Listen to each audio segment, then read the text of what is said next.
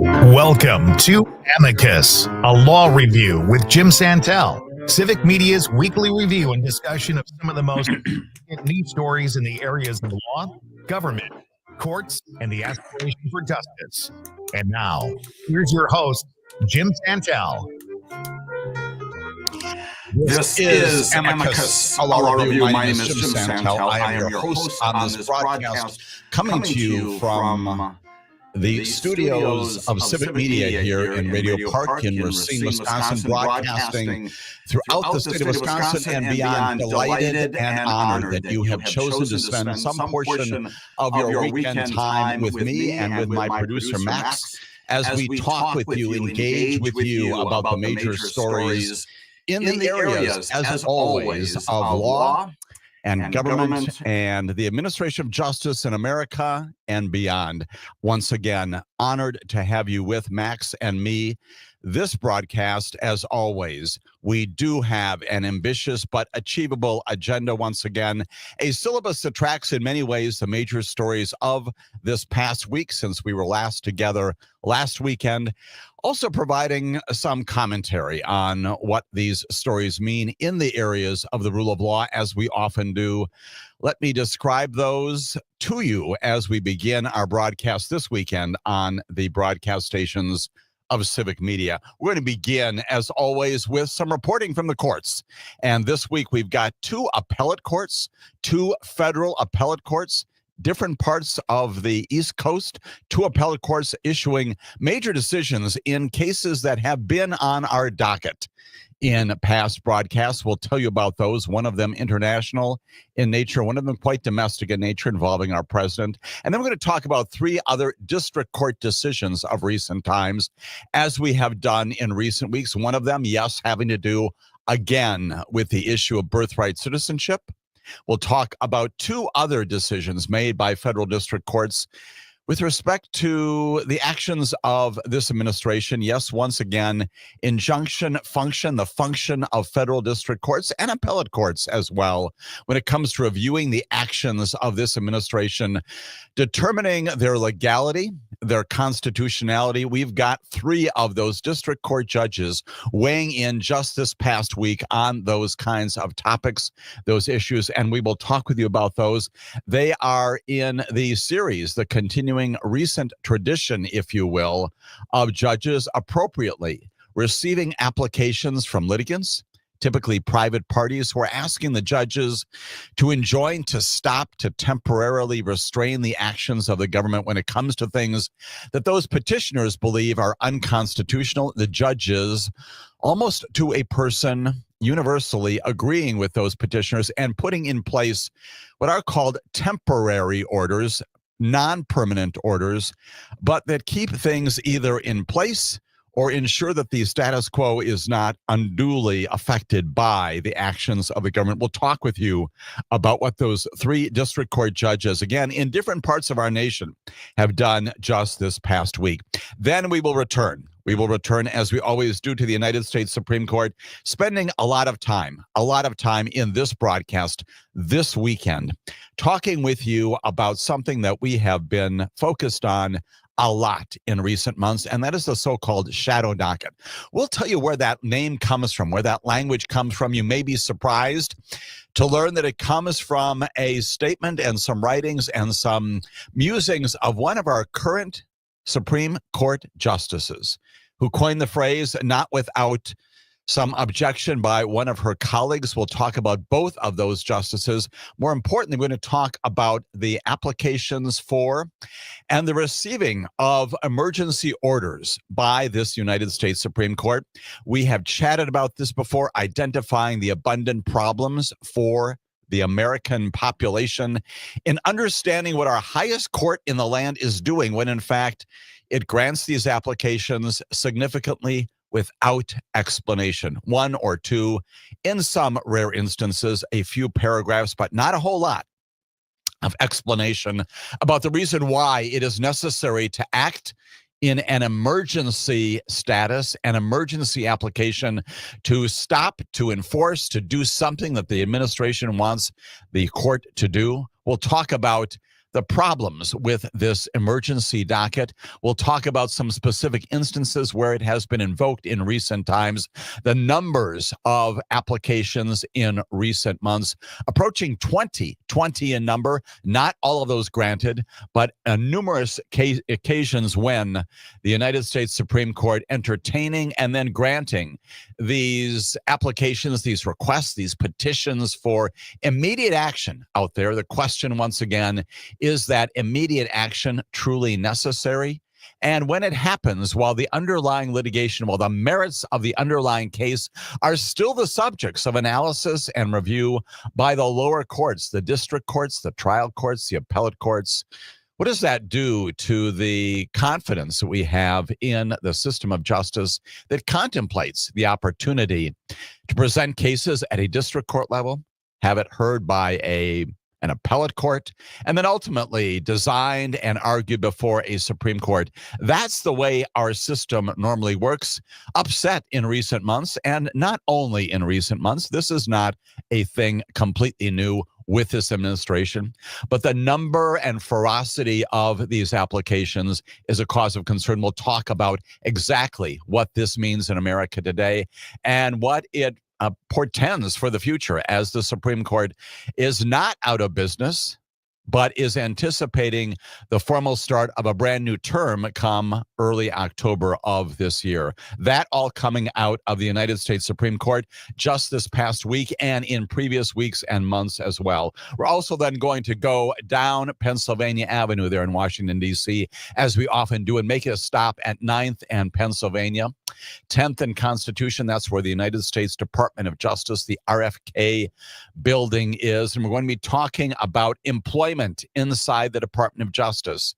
Yes, some substance there as well, but employment and lack of employment, firings, terminations made by this Attorney General, Pam Bondi, and others just this past week, including two notable firings, one of them of an assistant United States attorney in the Southern District of New York, another one of them, the ethics officer, in charge of the ethics office of Main Justice. That person also terminated this past week, along with recent terminations, recent firings of the January 6th prosecutors, recent firings of all of those attorneys and some staff responsible for those prosecutions of Donald Trump in the previous administration. You recall those well. That was the Mar-a-Lago case. That was the January 6th insurrection case. Both of those effectively dismissed by the Department of Justice prior to the start of this administration. And now all of the staff, virtually all the staff, the lawyers and support staff responsible for those cases, now terminated by this administration, significantly without cause. These are not at-will employees, and yet they were told to leave. We'll talk about the significance of the departures, of the firings, and in particular focus on a branch that I hope you have never heard of called the Federal Programs Branch. A huge record of departures from that branch just in recent months since Donald Trump was selected and elected by our country to be our president. We'll talk about why that's important, and we'll then talk about something else that the president has done, contemplated doing in the future with respect to these firings of personnel staff across government. We'll talk about what happened at the time of the publication of that thing called Project 2025, anticipating a thing called Schedule F. Now we're going to intrigue you with something called Schedule G, and what that means, what the president contemplates in implementing that as a way of further not only ensuring the loyalty of people around him, but their permanency while he is president. We'll talk about that as well. And finally, yes, we need to talk about, at the end of our second hour, something that unfortunately, in the midst of many other more important things in America, including the environment and education and crime in America and overseas engagements and agriculture and commerce and labor and the State Department issues of international development, Justice Department issues having to do with civil issues, civil rights issues, all kinds of things out there. While all of that is going on in America and should be getting the attention of America, the media and the United States Congress, and yes, indeed, the President of the United States of America continuing to focus at great length, including as late as yesterday, bringing yet another lawsuit in connection with, yes, that's right, the Jeffrey Epstein matter. And we'll talk about what takeaways we can pull from those recent events, because there are some rule of law events. There are some civics aspects to that. There are, believe it or not, some law school instructional things to understand about even this request now made through the Attorney General from the President to release the so-called grand jury transcripts of the entire Jeffrey Epstein case. That, of course, is a misnomer. That's not what those grand jury transcripts are about. And we'll talk about whether or not that application for the release of those materials as sought by the President and now petitioned by the Attorney General. We'll talk about what they want from that court now reviewing that petition, and whether or not it's likely under the federal rules, Rule 6 in particular, whether that petition can and will be granted at all, given the standards. The unusual nature of this request, the fact that it is animating a lot of our time, our focus in America, when in fact, in the end, ultimately, this is about human tragedy, and specifically the tragedy of victims of Jeffrey Epstein and Maxwell, his co-defendant, now in federal prison for the same type of conduct. We'll talk about the true aspect of this, which is the tragedy visited upon victims of this horrific crime and the inappropriateness of the responses by many members of our current administration, including a guy named Dan Bongino, who's the deputy director of the FBI, who decided about a week ago simply not to show up at work because he didn't like what was going on, this infighting, as you know well, with the Attorney General, maybe even with his own boss, Kash Patel at the FBI, all of the intrigue leading to what I've been calling recently unfounded conspiracies about unfounded conspiracies, prompting the New York Times to put together Venn diagrams of all this to keep it all straight. It is a lot.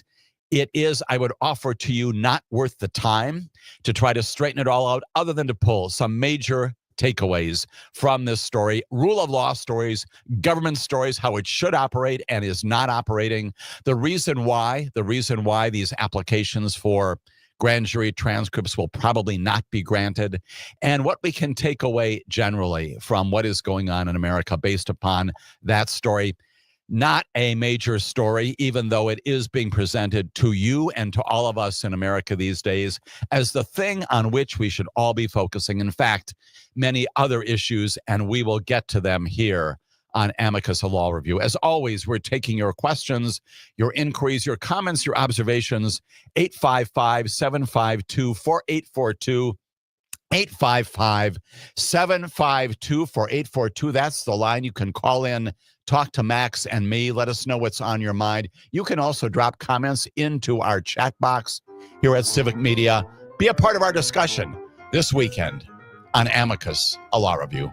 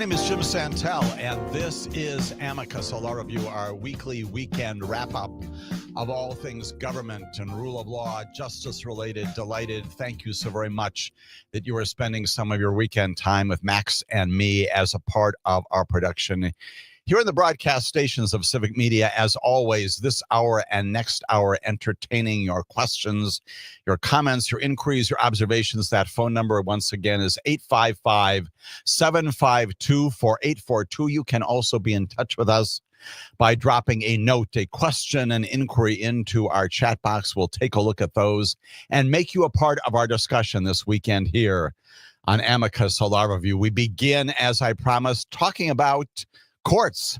Nothing new there for this broadcast, but new decisions coming out of federal appellate and district courts around the country. I'm going to spend some time talking about three of those district court judges who are making law in America. That is what judges are required to do as they resolve the controversy, the causes of actions that are in front of them.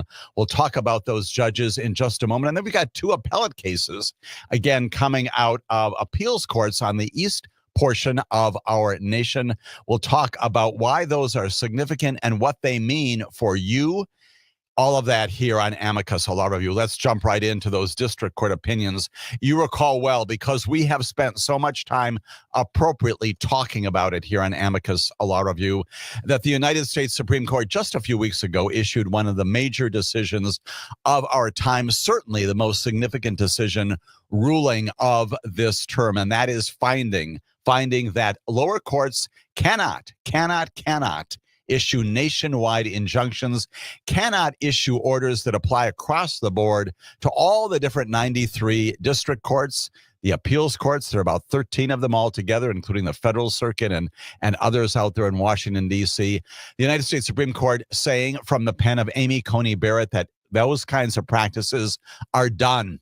Case called Trump versus Casa that, yes, had as its underlying predicate an issue about whether or not the 14th Amendment does, in fact, confer birthright citizenship. You recall this issue because that phrase is now ensconced forever in your brain because of the focus and the interpretation given the 14th Amendment inappropriately, unlawfully, unconstitutionally by our president, who says that if you are born here of parents who are not lawfully here, who are here temporarily, you're not a citizen, standing on its end well over 100 years of precedent, tradition, understanding. And that decision about whether or not that interpretation is accurate, still not resolved at the Supreme Court level, causing an awful lot of confusion going forward. The president's executive order set to expire in about 8 days from now, in terms of the suspension, that is, the suspension of its application. It goes back into effect 8 days from now. And in anticipation of that, we've got an awful lot of people running into federal courts around the country seeking to have resolution of their cases and of the cases of others. We recall well that in that same opinion, finding that national injunctions can no longer apply to anything, including issues related to birthright citizenship, the Supreme Court also said, but there are some other avenues out there. You can do things called class actions. You can bring together people who have commonality in their facts, in their backgrounds, in their histories. They share the same perspectives on the case, on the cause of action. For that reason, you can bring them together, certify a class of them, and enter judgments as to them. You recall well that taking up the Supreme Court's direction, a United States District Judge in New Hampshire named Joseph LaPlante, we talked about his order, first one of its kind just last week. He finds that indeed there is a class. He certifies a class of all the newborns who might otherwise be affected by the president's executive order on February 20th and going forward. And he says that as to that class, which I'm now certifying, all affected, all of those people now affected by his order, which prevents the implementation of that executive order as to all of those babies in America who would otherwise find themselves without citizenship here in this country and in other places around the world. That's what Joseph LaPlante, United States District Court judge in New Hampshire, did just last week. And we've got more of that. And that leads to the first of our several district court judges and the decisions that they are making in America here in implementing the rule of law. Just this past week, a federal judge, this one in Maryland, became the second judge, the second jurist to block President Trump's order restricting birthright citizenship under the 14th Amendment, blocking it from taking effect in just a few days from now. United States District Judge, her name is Deborah Boardman, Boardman. She's a trial judge there in Maryland, said in her opinion just this past week that she would grant class action status on behalf of all the children, once again, all of those newborns who are affected by the order, and she granted a preliminary injunction blocking it. She did not immediately rule, noting that a previous decision of hers to block the order was on appeal to the Fourth Circuit Court of Appeals, and that court would have to return the case to her. But she said that an immediate ruling is appropriate, and she indicated in the words of Joseph LaPlante, her colleague in another district, that indeed this particular executive order by the president was unconstitutional. Recall well, again, what Joseph LaPlante has said, inconsistent with the law, inconsistent with the interpretation of the 14th Amendment. Now we've got another judge, her name Deborah Boardman, who does the same thing, and presumably other judges around the country, other petitions being filed in other districts around the country, presumably also getting the attention of those judges, just as it has gotten the attention now of Judge Deborah Boardman, who says that she is much inclined as well to enter a similar order certifying the class of young people, of children born just in recent months, and enjoining the implementation, the effectiveness of the president's order when it goes back into effect in just a little over a week or so from now, according to the Supreme Court. That's issue number one. That's decision number one among the district courts of this land. When we come back, we'll talk about two others in other areas also having impact upon things that our president has done, judges saying no. All that as Amicus, a law review, continues.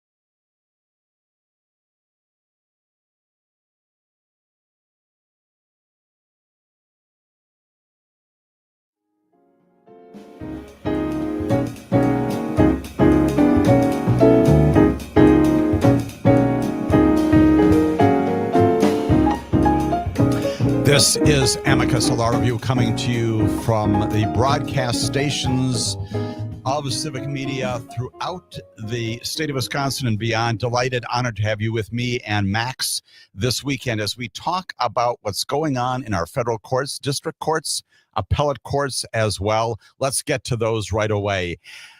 As all of you know well, this president has been attempting to terminate the employment of a lot of different people throughout the federal government. Let's talk about one of those involving the Federal Trade Commission, the FTC, located there in Washington, D.C., but having a huge impact on trade issues worldwide, including right here in the United States of America. A federal judge just this past week, a district court judge her name is Lauren Alicon, has restored a board member of the Federal Trade Commission to her post. She ruled that President Donald Trump illegally fired this particular board member earlier this year. That, of course, a part of his efforts to exert control over the FTC and many other federal agencies nationwide.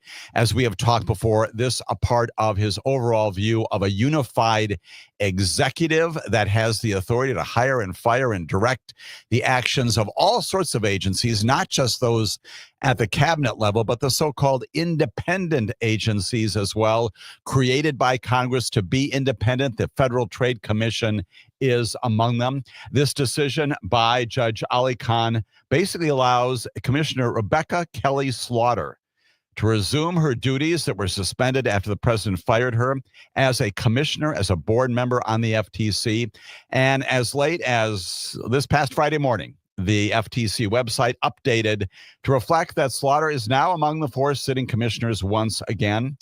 The Trump administration, not surprisingly, as is its prerogative, if it chooses to do so, has decided to appeal that, of course, to the appellate court.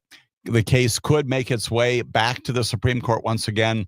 The conservative court, as we have talked before, has already narrowed the reach of a 90-year-old decision that was part of the ruling by Judge Alicon called Humphrey's Executor. That's a decision which the court previously had told President Franklin Roosevelt, rebuffed President Roosevelt when he tried to terminate employees of the federal government, holding the FTC commissioners could be removed only for cause and not at the whim, not at the discretion of the president in particular. That issue in this case called Humphrey's Executor back on the docket once again. At the time, the Supreme Court also permitting Donald Trump to fire the heads of other independent agencies. You recall this well. In May, the court allowed Donald Trump to remove members of the National Labor Relations Board and also of the Merit Systems Protection Board. We're going to talk about that in just a few moments ago. Also, independent agencies have got great responsibility in their congressionally assigned areas to do the work of you and me.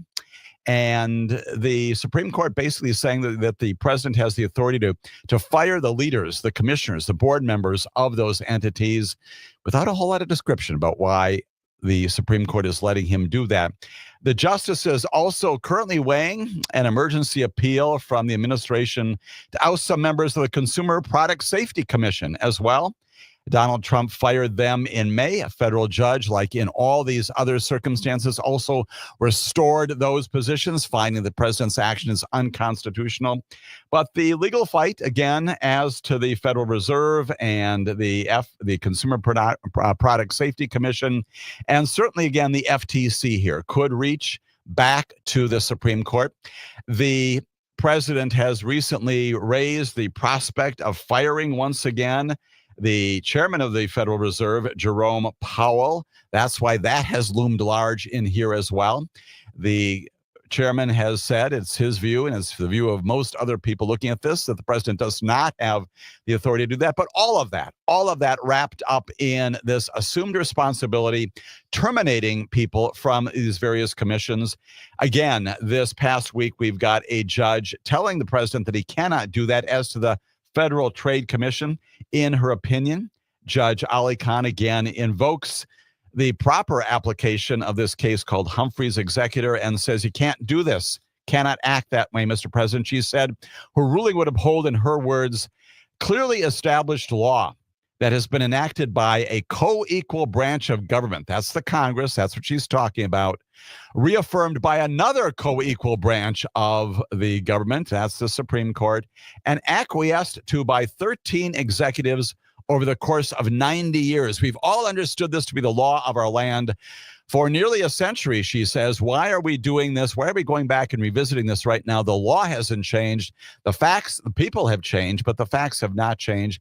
The judge acknowledged here again that this would probably be not the last word with respect to this particular FTC employment. She said defendants are, of course, free to take their quarrels with Humphrey's executor to the Supreme Court, almost seemingly encourage them to bring it back to the Supreme Court and luring them perhaps to review once again that precedent. The court has no illusions about where this case journey leads, the judge wrote.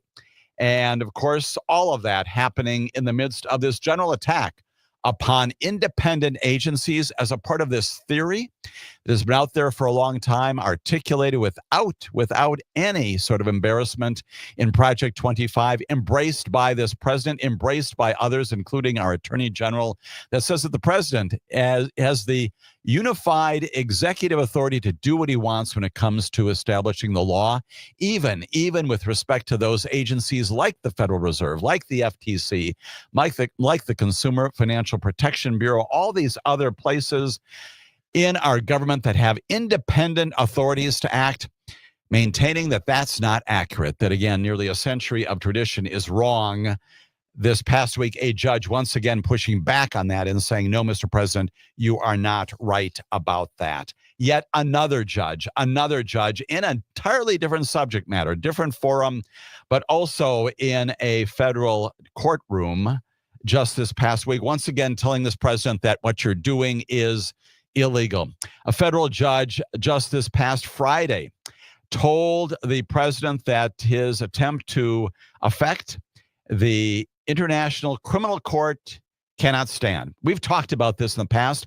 The president sparring with the ICC with respect to some of its rulings in the past. He issues an executive order targeting those who work with the International Criminal Court. The ruling by a judge, her name is Nancy Torreson, District Judge Nancy Torreson, follows what was an April lawsuit filed by two human rights advocates challenging the decision, the ruling, the executive order by Donald Trump way back in February that authorized potentially far-reaching economic and some other travel sanctions on people who work at the International Criminal Court. In other words, if you work there, I'm going to impose some economic and travel sanctions upon you. That's what the president has said.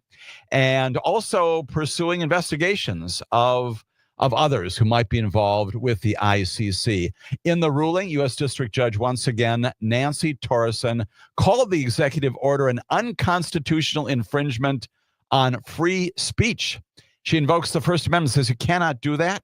She says the executive order appeals to restrict substantially more speech than necessary to further that end. You cannot do this, Mr. President, is what she says. The executive order broadly prohibits any speech-based services that benefit the prosecutor, regardless of whether those beneficial services relate to an ICC investigation of the United States, Israel, or any other U.S. ally.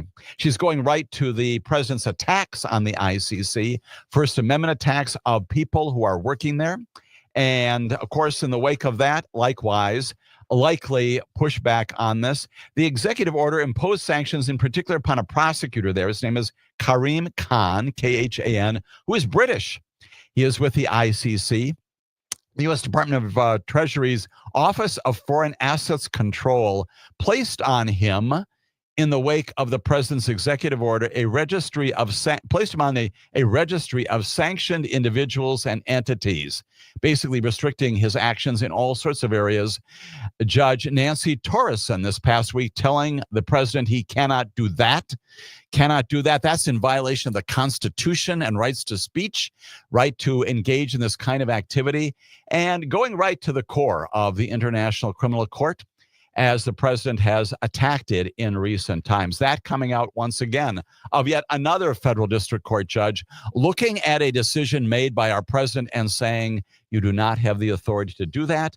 Will that be appealed? Highly likely. Will we get some further statement from the Supreme Court about whether the president can do that with respect to the ICC? We'll see where all of these things end.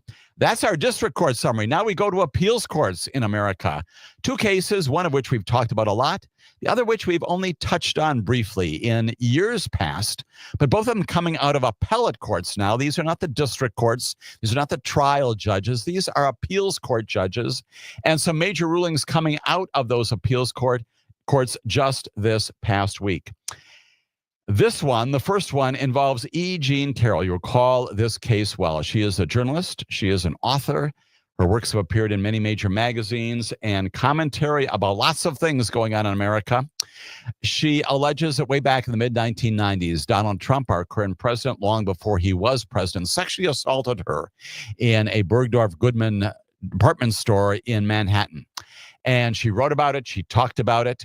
And during the course of his first presidency, in his first term, Donald Trump, you may recall well, said that that never happened, said that she is lying, made some other scurrilous remarks about her physical appearance, which I'm not going to repeat, and basically defamed her. And I say that because that was the finding of not one, but two different juries over the period of the past couple of years, finding that the statements by our president in the White House, but nonetheless in connection with his past relationship with E. Jean Carroll, and by relationship, I do not mean any sort of personal relationship, but just the litigation relationship and the things they've said about each other, that his statements about her, that she has lied about this event, misrepresented what happened, that is defamation. And indeed, after trials in the federal courts in recent years, two different juries found that E. Jean Carroll was in fact the victim of defamation.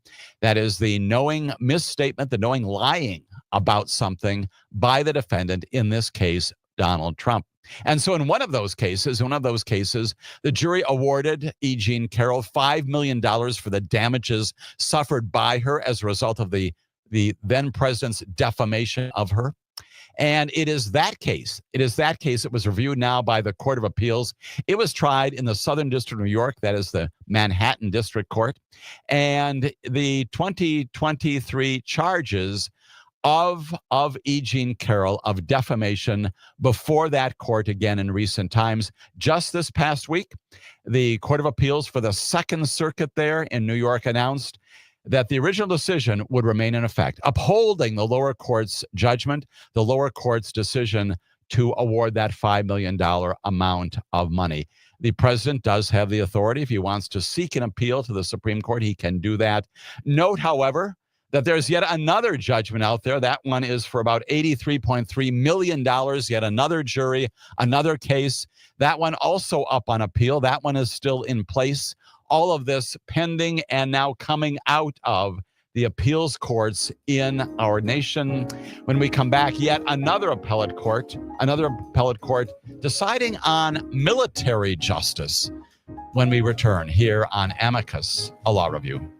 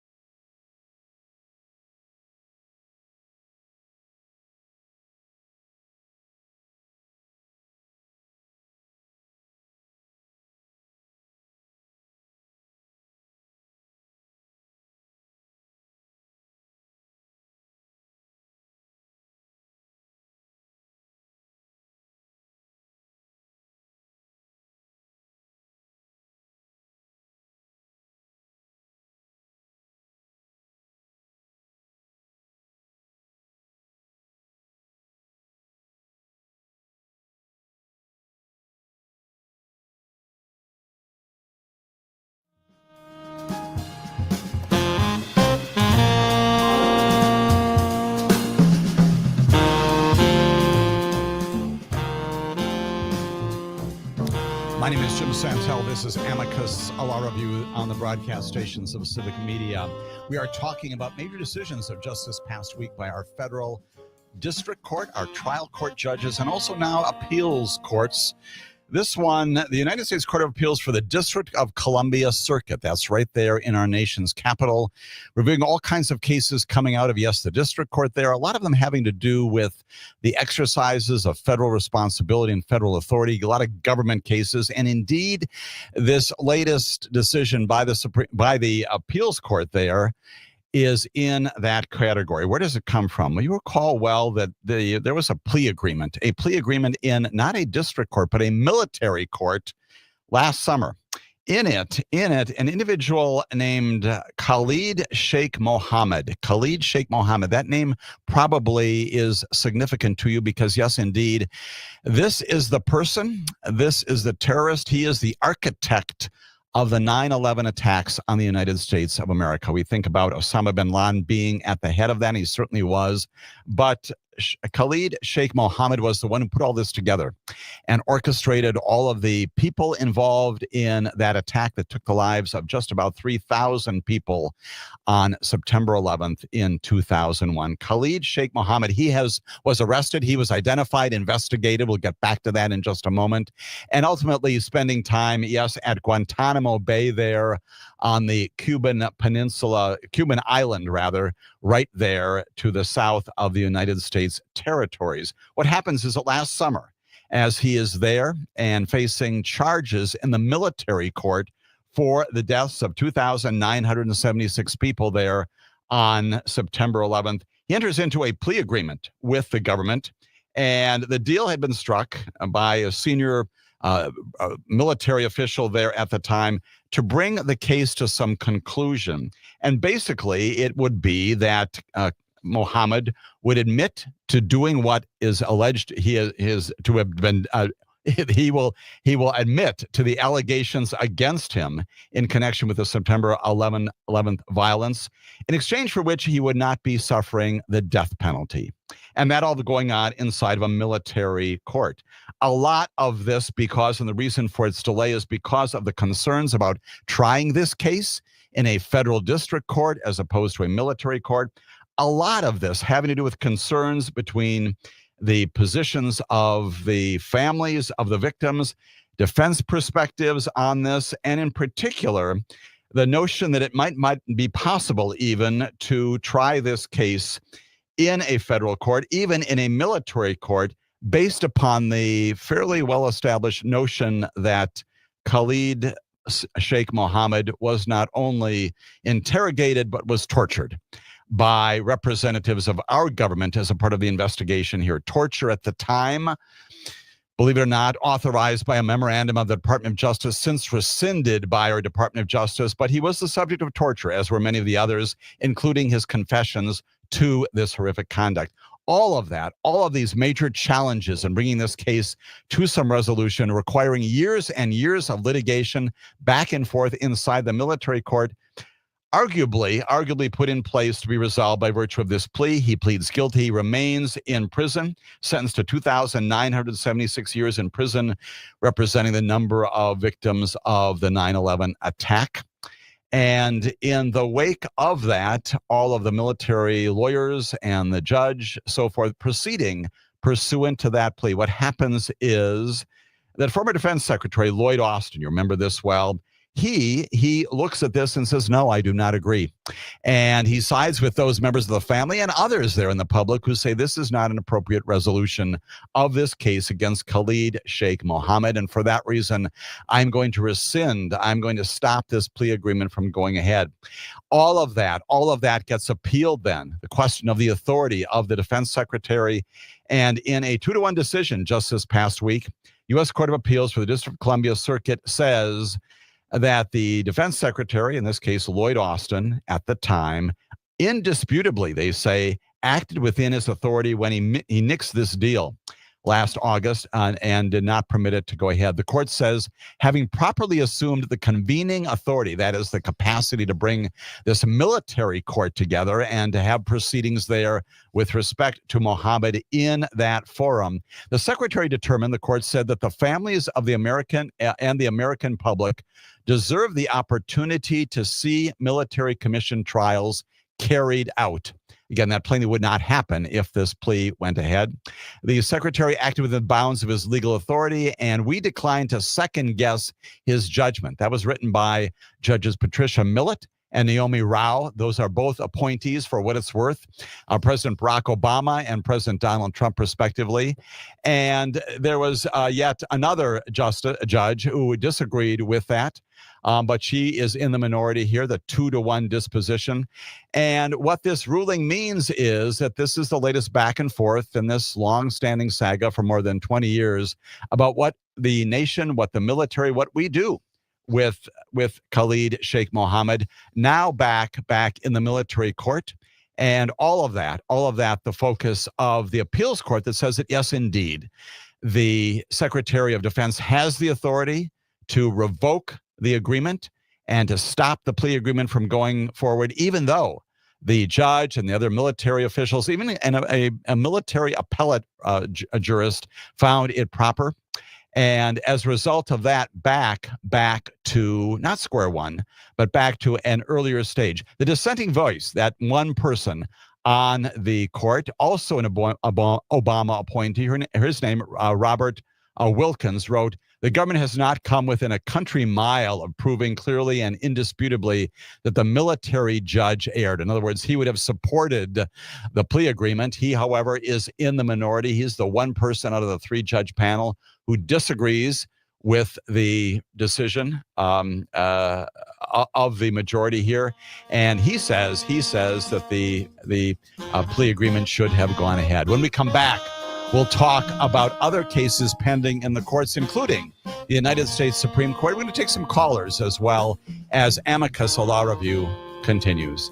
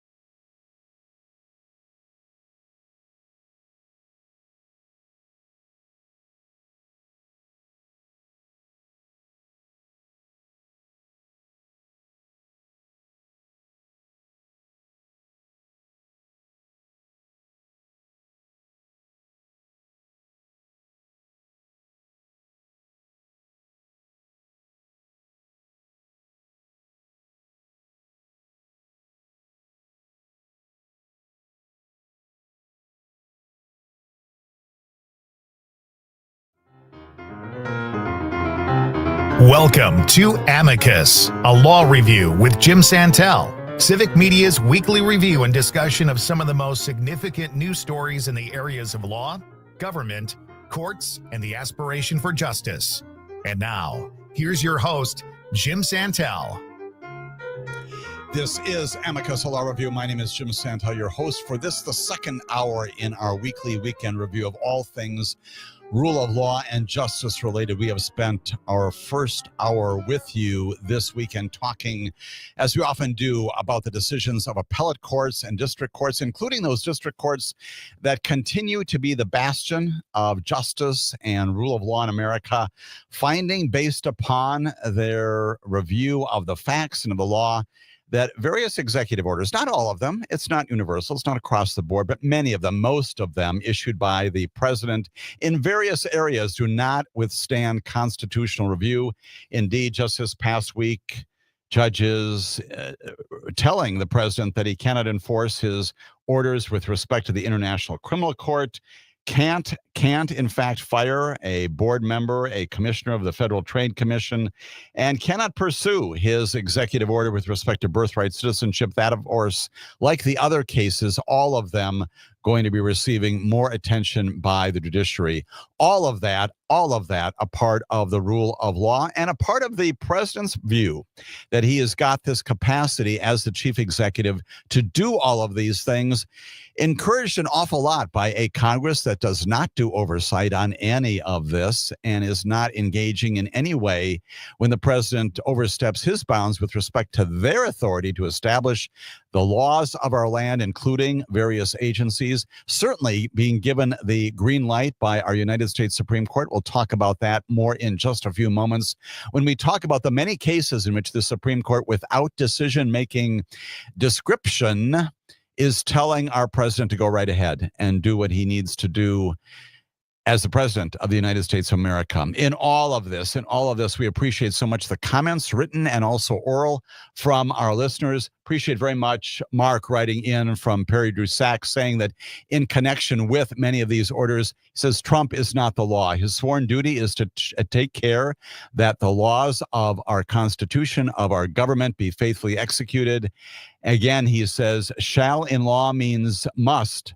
Apparently, there are members of the Supreme Court, like the president himself, and of course others, who miss that point. And indeed, Mark, that is the great concern. That's one of the challenges. It's the reason why we have the constitutional crisis that we have had at least since March of this year. Appreciate very much that comment. Also, calling in from Madison, we've got Dick. Dick, appreciate very much your being a part of our broadcast this weekend again.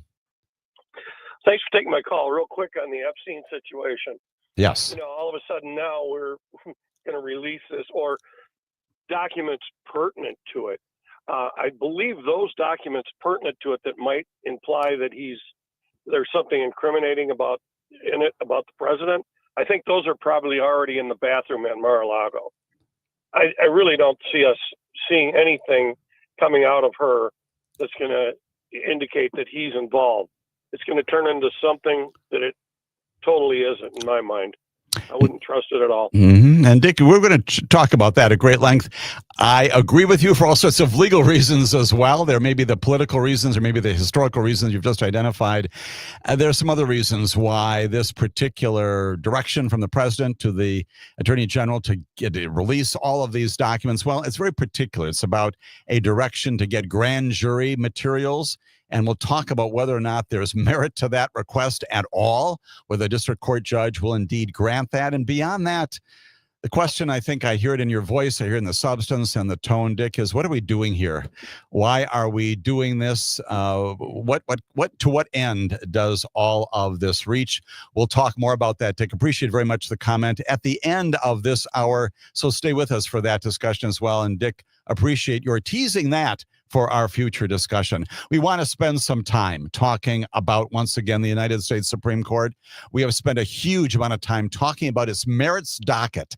That is the 67 cases that it decided this past term, the 2024 2025 term, 67 different decisions, rulings, things that it has authored with explanations and following the submission of briefs and oral arguments and consideration by the justices over long periods of time, weeks and months, resulting in opinions that are 30, 40, 50, 60, 70 pages long, explaining why it is they're doing what they're doing. We've got majority opinions, we've got dissenting opinions. And the point of all that, of course, is there is transparency, to use that word that's all important today, as it has always been in America, when it comes to understanding what our judges and our justices are doing. And we've talked a lot about those merits cases in the past, even while these, what I'll refer to them as the shadow docket cases, have also been proceeding. Those are different in number, and they're different in process than are the merits cases that we have talked about, including things like birthright citizenship, including last week that long discussion that we had appropriately about the intersection of religion and academics there in Maryland and throughout the United States of America. Many other cases also on the docket of the court of this past term. Those are all merits cases subject to this careful analysis and review, producing something that we may disagree with. We may agree with it. We may disagree with what the Supreme Court says in the end, but in the end, you know why it is they're saying what they're saying, even if we disagree with the disposition itself or even the reasons for coming to it. The great difference is what is called the shadow docket, this emergency application procedure. And according to my count, that of many others, we're approaching about 20 of these applications, even since January 20 of this year. In the last 6 months or so, situations where this administration, through the office of the Solicitor General, his name is John Sauer, S-A-U-E-R. We've talked a lot about him. He's your representative before the United States Supreme Court. He authors these briefs. He presents these arguments to the Supreme Court almost 20 different times, 18, 19 different times in recent months. He has said to the Supreme Court that even though there is litigation pending in the lower district courts and the appeals courts, and we've heard about both of them already today on this very broadcast, even while that's going on, even while they have not resolved the underlying merits of those cases, the causes of action, the challenges that have brought people into place, the judgments are not yet done. Supreme Court intervene and direct that the president be permitted to do what he wants to do inside those cases, to go ahead with the executive orders that are the very subjects of the challenges in those cases. That's the emergency application doctrine, if you will, and it has been invoked with breakneck speed in this administration, in this Supreme Court, that has on at least 9 times in the past several weeks alone issued orders unsigned, with virtually no explanation whatsoever, no sense of who is saying what about the merits of the case. In many of these cases, we get a sense of who the dissenters are, because they articulate their views, but they are not in the majority. And we don't have a sense, we don't have any feel for why it is the Supreme Court, again, intervening in these lower cases, telling the president that even while his very policies and executive orders are subject to review at the lower courts, which is how our process contemplates review, even while that's going on, you may go ahead and do the thing that you have directed be accomplished by virtue of your executive order. What are those kinds of things? All kinds of things. That is, firings and cessation of monies flowing with respect to transgender rights, kicking people out of the United States military, doing things with respect to funding across universities and colleges. The list is legion. And the Supreme Court, again, in this emergency application docket and pursuing the so-called shadow docket doctrine, has been giving the president the okay to proceed. We're going to talk about that because, once again, it's back in our national attention. About a week or so ago, we commented and reported at great length about this major decision right after the 4th of July, giving the president authority to go ahead to slash the federal workforce, to dismantle federal agencies across the board based upon an executive order that he issued months earlier, directing all of his federal agencies around the cabinet, and yes, again, beyond his authority, directing all of them to begin to identify those places where these federal workforces can be dramatically reduced. He issued that by virtue of an executive order. And finally, again, in early part of this month, in early July, the Supreme Court said, yes, indeed, go ahead and do that. The order lifting a lower court ruling that had blocked those mass layoffs had said, Mr. President, you cannot do that. The order from the Supreme Court, again, in connection with this emergency docket, unsigned, does not include a vote count, and it is therefore the shadow docket. We'll talk in a moment about where that word comes from.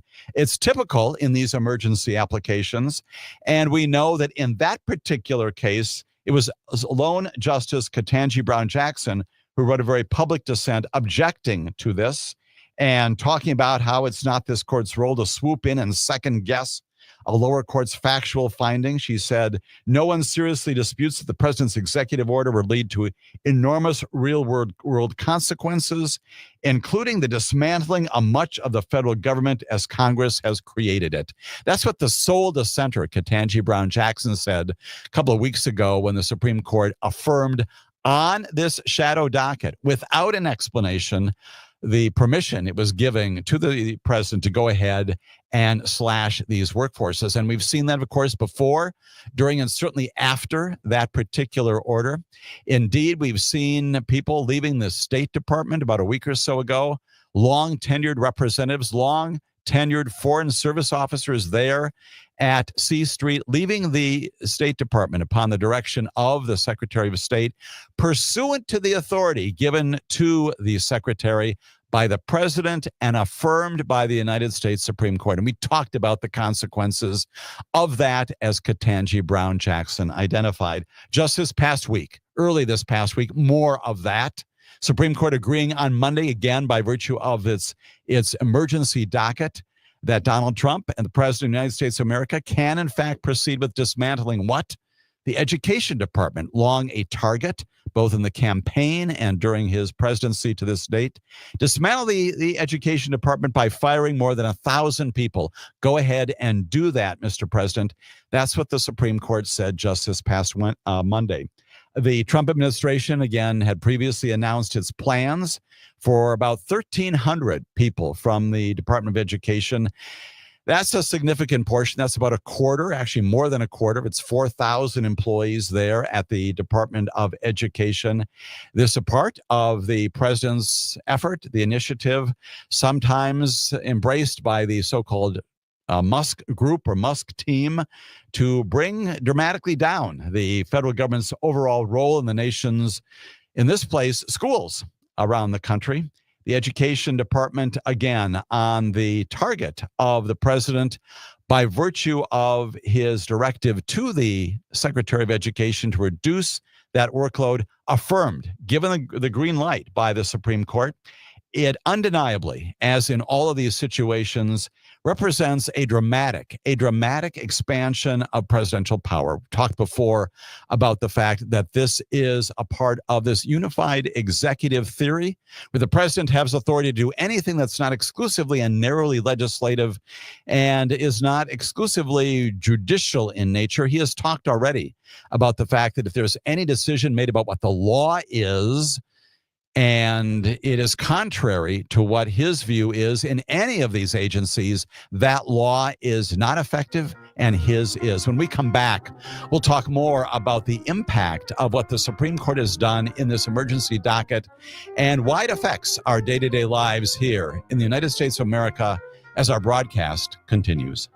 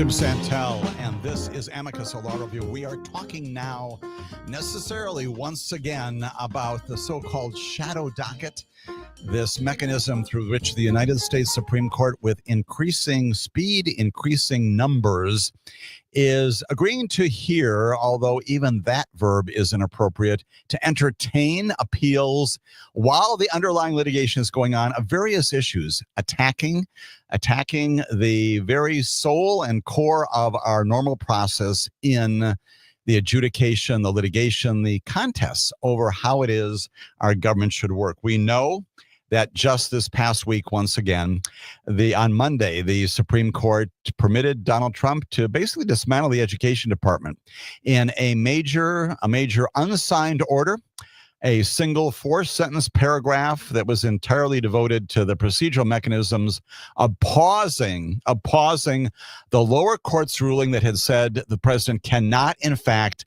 accomplish these firings of about 1,000 people from the education department. The Supreme Court, while that underlying litigation is still going on, saying that, yes, Donald Trump can terminate these employment situations, these employment relationships with all of those Department of Education employees, and clearing the way for doing this in this instance and many others. The count is at least in the teens, depending upon how you count them, depending upon how you regard them. And we'll talk a little bit more about some of those in just a moment or so. The reality is that this is transforming American government and American justice.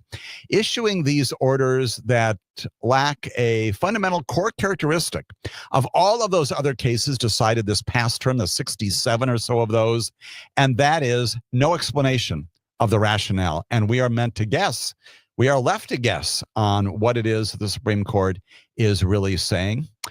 The order, again, with respect to the Department of Education, typical of these situations, does not include any explanation of why the majority of the court ruled as it did. It was plainly an exercise of power and authority. They can do this. They are the Supreme Court under the Constitution, but plainly not reason. The silence about exactly what is going on here in the Supreme Court, underscored by the fact that there was, again, a major dissent, this time joined in by 2 other justices. It is written by Justice Sonia Sotomayor. It's 19 pages, as opposed to the virtually no pages written by the majority explaining their decision. 19 pages written by Justice Sonia Sotomayor, joined in by Ketanji Brown Jackson, Elena Kagan, and here's what she says. She says the majority is either willfully blind to the implications of its ruling or naive.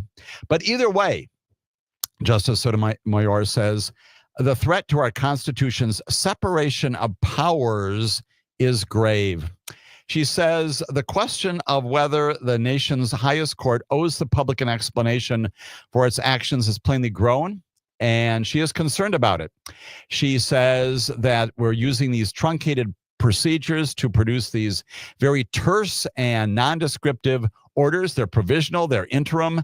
They're not meant to be permanent, but they sure are having their effect to remain in effect the president's executive orders that he's issued, while once again the underlying courts are adjudicating whether those executive orders are legitimate or not. And the upshot, as Justice Sotomayor says, is that those interim orders, those emergency orders, effectively resolve the case.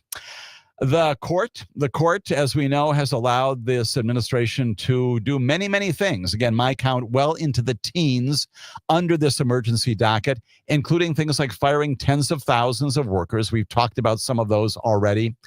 Discharging transgender troops. Again, that underlying litigation's still going on, but permitting the president and the Secretary of Defense to terminate the work, the service, longstanding, honorable, no indication of anything dishonorable in any way compromising the outstanding professionalism of our transgender troops. Fire them, and they are gone. And they are gone on this emergency docket. Ending protections for literally hundreds of thousands of migrants from these war-torn countries around the world. Fundamentally shifting power again from the capacity of the Congress to decide these cases to the president. That was the Temporary Protective Service program that was in place that protected people who came here because of fear for their lives. and now exposing them to deportation. Again, all of this with no or virtually no explanation or very scant explanation of how it arrived at those results. Some calculations, again, lots of people looking at this. Last 10 weeks alone, this is according to a Georgetown professor named Stephen Vladeck. He's very reputable. He wrote all about this in a book called The Shadow Docket. It is years old, but is excellent in terms of explaining what this is all about. He keeps track of this, as do other entities out there. He says the last 10 weeks alone, the court has granted this emergency relief to the administration without explanation 7 times. 7 times. And he talks about the massive real world implications when the justices are not telling us the reasons for what they're doing. Again, this is different from the so-called merits docket. We can still, and we should in appropriate circumstances, disagree with the Supreme Court. We should in appropriate circumstances agree with its dispositions, but we can do that based upon an understanding of what they're saying and the explanations for what they're doing. That's what's missing in all of this. Now, where did this come from? Well, critics have called this the shadow docket for a long time. It was not original with Professor Vladeck. It comes, of course, from a Supreme Court justice herself. And with the arrival of Donald Trump's second administration, has taken on even more heat, more emphasis in the public domain. Justice Elena Kagan first used the term way back in 2021 in criticizing the court's work. The majority had just issued this midnight ruling, remember this, that left in place that Texas law that effectively overturned Roe versus Wade, abortion legitimate, even while the court was still addressing the underlying situation. She came up with the phrase at that time. When we come back, I'll tell you more about that and tell you more about why this is important and what the court may do in the future here on Amicus, a law review.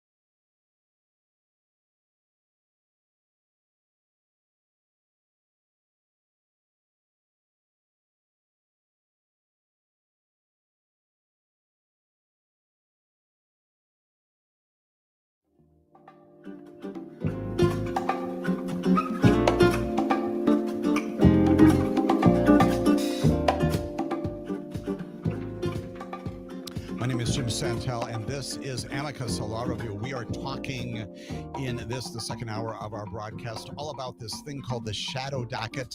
That's the description of it given sort of casually by, yes, indeed, Supreme Court Justice Elena Kagan. And she does this many years ago in connection with this midnight ruling, again, an emergency ruling by the Supreme Court a few years back that left in place that Texas law that would effectively overturn Roe versus Wade in the state at a time when Roe versus Wade was still the law of the land. This is before the Dobbs decision. And yes, indeed, the court the following year would issue that decision in Dobbs, not without the scathing dissents of the dissenters, but in dissent at the time that the Supreme Court, even before Dobbs was issued, when it let the Texas law that would have effectively overturned Roe versus Wade, that effectively changed the law with respect to one state in the entire United States Union.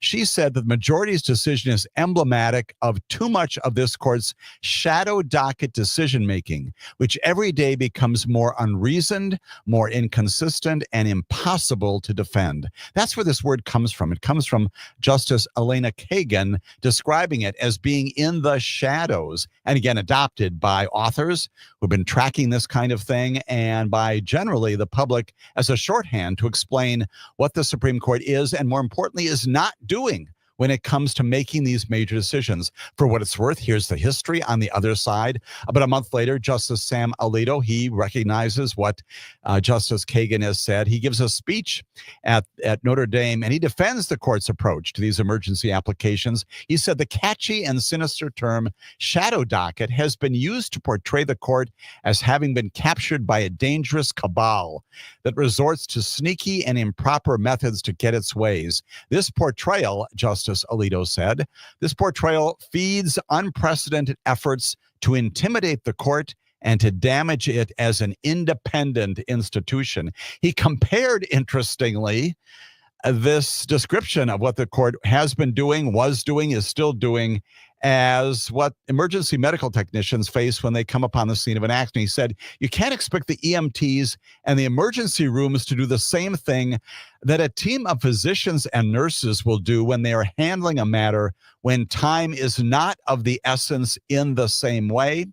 And he said, believe it or not, that sometimes it's better to say less than more. And he approached this and said, scant and absent reasoning is sometimes the better course of action. Let's talk about that once again. Again, the reference to medical treatment and care being given is completely inappropriate. Of course, you've got life and death decisions, and it raises, as does Justice Kagan and others, the question of where the emergencies are in all of these cases. In some instances, it's an emergency because right now we've got to overturn what have been years, if not decades, of precedential decisions by the court, and we've got to get rid of all sorts of employees inside the Department of Education, the Department of State, other places. On an emergency basis, we've got to do it right now. We've got to get rid of the transgender military folks immediately because why? What is that emergency that would otherwise render it akin to medical care at the time of a scene of an accident? No such emergency in virtually any of these cases. The one instance, as we've talked before, where there is often an emergency, where they have traditionally in years past appropriately invoked this emergency application procedure, is when someone's on death row. And a state where the death penalty is in place is about to execute someone, and a lawyer, maybe several lawyers, petition the Supreme Court to take one more look at the case because you don't have a second chance. And the Supreme Court will sometimes invoke that emergency stay to say, wait a minute, give us a couple more days. Do not execute this convict, this defendant, until we've had that time to look at it. Truly a life and death situation. I would offer that virtually all of these others, 10, 15, maybe 20 different applications being presented to the Supreme Court by our Solicitor General in support of the president's executive orders that have to be implemented immediately, even though years and years have been in place. Because why? That the that the emergency nature of these is simply non-existent, which is the reason why you do have Justice Kagan and Justice Sonia Sotomayor and Justice Ketanji Brown Jackson writing these scathing dissents, not only about the impact of letting these things go ahead without the complete disposition of the cases at the lower courts, without getting the judgment of a district court reviewed by an appellate court that, well, again, creates a record that can be fully reviewed by a Supreme Court, letting all this go, letting all this happen, dismissing people from their jobs, terminating the financial support that's been going out to various academic and other institutions that have relied upon this for our livelihoods and our lives and our communities. Got to do that right away. Supreme Court, in at least 10, 12, 15 situations coming up on those numbers, has permitted the government to go ahead and have those executive orders issued not only in their full glory and their full impact, but immediately. And that's what the issue is. Among other illustrations, you may recall well that when this happens, we've got confusion also in the lower courts. Orders without any reasoning, which is what the problem is here, can create that sort of confusion. Maybe not that dismay, but that's head scratching that goes on to the lower courts. You remember, for instance, that the court allowed the Trump administration just a few weeks ago to deport those migrants. This was the South Sudan case, to countries other than their own, without giving the due process to show that they would, in fact, not know about these countries of their deportation to which they're being deported. They would face the risk of torture, some other dangers, and the litigation was about whether or not that could happen absent giving these convicted criminals who are in fact being deported the opportunity, the due process opportunity to be heard as the law required. The Supreme Court, giving no reasons, said that, in fact, the administration could go ahead and do this. The lower district court judge who had enjoined that from happening, his name was Brian Murphy, remember this? From Boston, had said, there's nothing about that order gives me any direction. I'm continuing to tell the government not to proceed to deport these 8, 9 or so defendants, these convicts who, again, should be and are going to be deported without giving them the opportunity to show that they would face danger, even torture, in these countries of their ultimate destination. What has to happen is then, because of the lack of certainty, is that everyone scratches their head, and the court's silence again prompts the administration to go back to the Supreme Court days later, seeking clarification of what it meant. And then the court issues a second order. And again, no more than 2 pages, very brief. And that allows the administration to send the men to South Sudan. That's the kind of mess that happens in that instance and in others when you pursue this on a regular basis. It is a reason for concern. We know that the Supreme Court is already administering and reviewing other cases for its next docket, the full docket. On that likely list, we've talked about these things in the past. We've got more applicants coming in. There is an application for the Supreme Court to intervene in a case that could significantly, once again, reduce the scope of the Voting Rights Act. There's another matter that's taking up this issue about whether or not the 10 Commandments should be inside the schools, the public schools of our nation. Now, the court hasn't granted the appeals in those cases yet, but it underscores the significance of the kinds of things that our Supreme Court is likely going to be taking on in the next term. The importance of those is no less when it comes to all of these other cases, the non-merits cases to which it's giving short shrift and giving us no reasons. And that is why this is such a great concern. And that's why I'm spending so much time talking about the reasons why Americans of all political persuasions, under all circumstances, should be legitimately concerned about the breakneck speed of the use of this shadow docket, of the use of these emergency applications, because they result in very quick decisions and, perhaps most importantly, no clarity with respect to the disposition of the cases. They, in many cases, bring them to an end because of the effective import, the impact of the decisions themselves, the decisions to support the executive orders of the president. But beyond that, when it comes to understanding the jurisprudence of our Supreme Court, no clarity, no reasons. And that I would offer to you is different than what we have seen in the United States Supreme Court jurisprudence, not without some exception, but it's been limited for well over 200 years. That's the problem, and that is the concern. Among the other concerns, of course, are the impact upon human beings, not only overseas, but also the employment situation here in America, employment situations for even things like those immigrants who are here, perhaps some of them illegally, many of them certainly in those circumstances, all of that raising issues about human beings and their status in this nation. That issue also deep inside the Department of Justice as well, as terminations just this past week happen at the hand of the Attorney General. You know them well. Let's talk about two of them and then some more general considerations here too. Maureen Comey, Comey, yes. This is not her principal claim to fame, but yes, indeed, she is. She is the daughter of James Comey, the former director of the FBI. She is a federal prosecutor in her own right. She is an assistant United States attorney in the Southern District of New York who has, by all reports, done an outstanding job in providing professional litigation, professional prosecution efforts, initiatives in the grand jury and in trial courts, including the prosecution of, yes, Sean Combs and, yes, the Maxwell cases in that district. Yes, we're going to get to a bit on Jeffrey Epstein at the end of this hour. She is responsible with others for those kinds of prosecutions, and she is let go apparently at the direct direction of the President of the United States of America through Pam Bondi, who says that you're fired. And she walks out of the U.S. Attorney's Office as an assistant United States attorney. She is not an at-will employee. And she, of course, directs and tells her colleagues who remain behind that this is the conduct of a tyrant. And of course, we have not heard the last from her. Likely, like many others, she will appeal that removal to the Merit Systems Protection Board. She does have protections. You can't simply do these kinds of things with people who are in those positions, but she is not alone.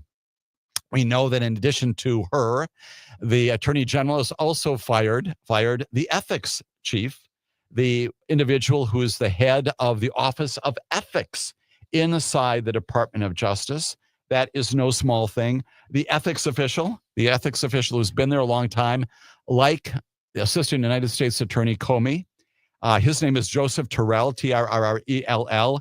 He was told about this. He took to LinkedIn on Monday to tell colleagues about his removal. And he said, until Friday evening, I was the senior ethics attorney at the Department of Justice, responsible for advising the Attorney General and the Deputy Attorney General directly on federal employee ethics. I was also responsible, he said, for the day-to-day operation of the ethics programs across the department. And that means just what it says and says what it means. He is now gone. And he is also terminated, also plainly subject to protections, but he is no longer working there. And the president terminating these people without authority. And indeed, the president and the attorney general, we know, also firing other groups of attorneys. We know about their terminations of large numbers of people who were involved in the January 6th prosecutions. They have now terminated virtually the entire staff of those people who are responsible for the prosecutions of Donald Trump in recent years. All of that coming out of the Department of Justice just this past week and beyond. When we come back, we'll tell you more about that and then talk about this other major issue that is before the American population here on Amicus, a law review.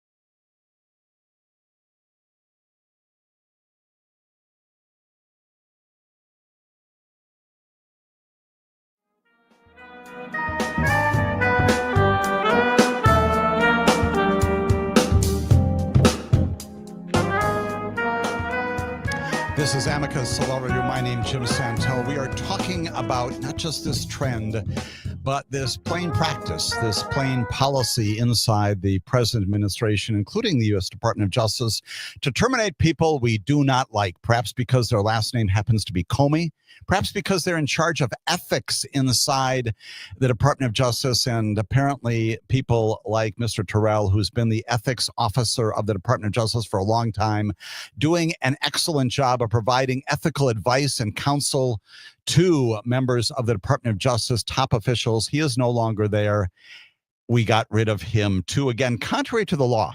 You cannot simply do this, but the president is showing them the door. We know as well that there are other terminations going on with respect to people who have previously been involved in the prosecutions of this president, the Mar-a-Lago case, the case involving January 6th. All of those prosecutors, about 20 of them, have recently been dismissed as well, not on the merits, not for cause. They're not at-will employees, but they've been treated like that. They have been shown the door, and they are gone because of the justice work that they did in the past. We know as well that the assistant U.S. attorneys who handled those January 6th prosecutions, all of them in the U.S. Attorney's Office in Washington, D.C., are likewise gone from our system because of the work that they did in support of the rule of law in America. It is a very troubling trend, and it continues seemingly unabated. Much of it at the hands also of a person named Emile Beauvais. He's still inside the Department of Justice in the Deputy Attorney General's office. He was the author of a lot of those firings early on. And he may well be, almost certainly will be headed to the United States Court of Appeals for the Third Circuit upon the nomination of this president to take on lifetime tenure in that appeals court just below the United States Supreme Court. In addition to those terminations, those purposeful movements to get rid of staff inside the Department of Justice, we also have simply departures. This significant coming out just this past week.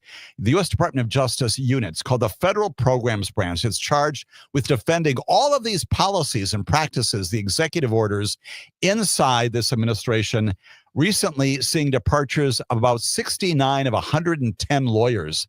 That's about 2/3 of the entire staff there departing as a result of two things. One is overwork. They are simply deluged by all of these cases, can no longer handle it. But more importantly, defending cases that they feel they cannot defend. And that's the principal reason why they're leaving. One of them says, we have come to work at the Federal Programs Branch to defend aspects of our constitutional system.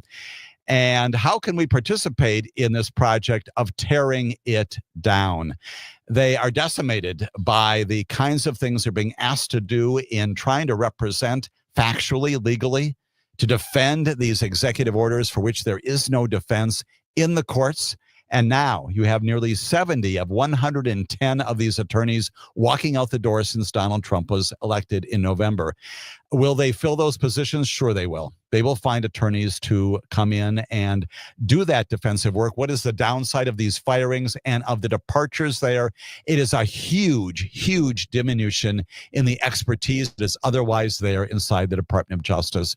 You don't restore that overnight. And our Department of Justice in all of these areas and more is lessened by virtue of these departures of good, decent people handling their jobs apolitically without partisan perspective and being fired because of the work that they have done also in that apartisan, non-political way in the past. It is a reason for great concern. Finally, we've got the Epstein matter, the Jeffrey Epstein matter that has captivated seemingly the United States of America. Let's begin with this general observation, as we always do. This is human tragedy, as always said. Every single criminal prosecution is human tragedy. This is no exception. At the top of the list, let us not forget that ultimately this case was prosecuted against Maxwell, who remains in federal custody in federal prison 20 years. Based upon her conviction for this human trafficking of individuals, victims of Epstein and Maxwell alike. They are out there.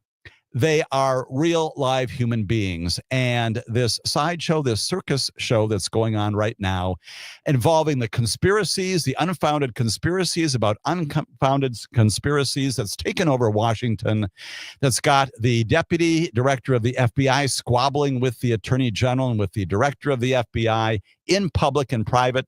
All of that, an embarrassment to government, especially when the core focus should have been and was upon the victims of this offense conduct. They're out there, and one can only wonder what they're thinking about how this has been turned in the public's view by virtue of what the president has done recently, now suing the Wall Street Journal to further exacerbate all of these conspiracies within conspiracies, prompting the New York Times to put together Venn diagrams to try to keep it all straight.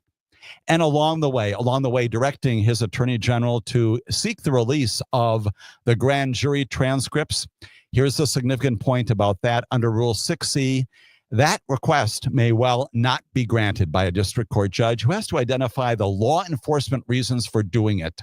You don't release grand jury transcripts. There's a presumption that they will not be released, absent some law enforcement reason that is compelling and known based upon another piece of criminal investigative or prosecutorial work, some legitimate government reason, and not because it's a subject of late night talk shows and also a banter inside the Beltway in Washington, D.C. Highly likely that will not be granted. And beyond that, the grand jury transcripts themselves about the underlying conduct, they do not show, they will not reveal all of this recent intrigue. Once again, the unfounded conspiracies inside the unfounded conspiracies about what the president calls a hoax. That's not in these grand jury transcripts, and it is a misnomer. It's a misdirection to say that somehow if these are released, we're going to get clarity on all these things that happen. I would offer that once again, this issue is tragedy. It's human tragedy for everybody involved. It is unfortunate that we are not talking about the larger issues facing America in Washington, D.C., and beyond, including right here in Wisconsin. We'll talk more about that and other matters affecting the rule of law and justice and government next weekend. Come back and be a part of that discussion at that time. My name is Jim Santelle.